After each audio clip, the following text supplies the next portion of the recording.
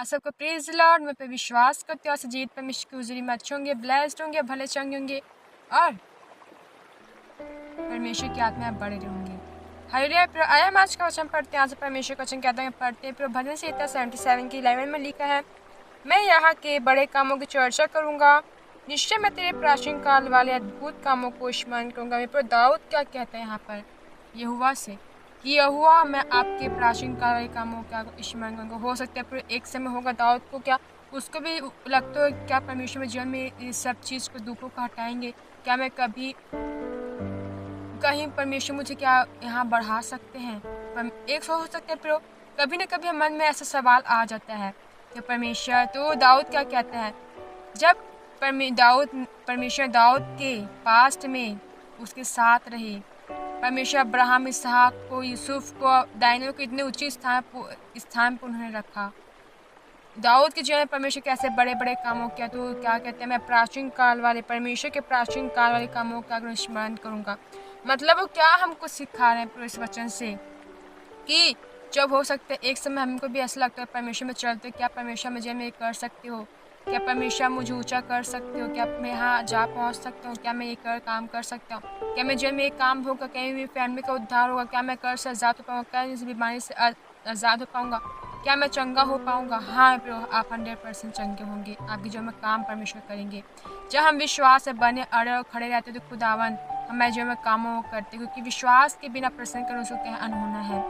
और दाऊद कहता है, इसलिए दाऊद यहाँ कह रहा है अगर जब भी आपको ऐसा लगे तो आप पास के जो परमेश्वर ने अद्भुत कामों को किया है बाइबल में, उनके दासों के जीवनों में, अन्य लोगों के विश्वासों के जीवन में आप उसको स्मरण सदैव रखिए, क्योंकि जब हम कामों को स्मरण रखते हैं तो हमारा विश्वास तो और मजबूत हो जाता है।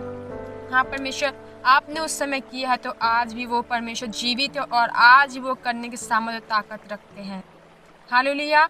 जब भी आपको ऐसा कुछ भी लगे तो आप उसके कामों को जो परमेश्वर ने आपके पास्ट में आपको पाप से बाहर निकाला, आपके दुखों से आजाद किया, कैसे आप पास में पाप में पड़े थे, परमेश्वर आपके हाथों खींच के बाहर निकाला है, अब उसे सदैव याद रखिए। हालेलुया। क्योंकि दाऊद भी कह रहा है कि मैं उससे क्या करूँगा, उसके बड़े कामों की चर्चा करूँगा, निश्चय मैं तेरे प्राचीन काल वाले अद्भुत कामों को स्मरण करूँगा।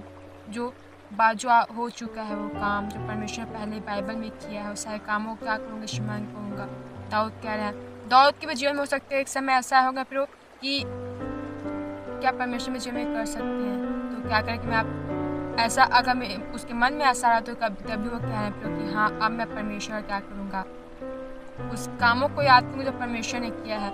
जब भी मेरे भी जीवन में ऐसा लगता है तो मैं परमेश्वर के वचन को जो परमेश्वर अब्राहम, इसहाक, याकूब जीवन में किया उसको मैं याद कर लेती हूँ। मैं विश्वास परमेश्वर में ज़्यादा बढ़ जाता है। हाँ परमेश्वर आपने उनके जीवन में किया तो आप हमारे जीवन मेरे जीवन में ज़रूर करोगे आप।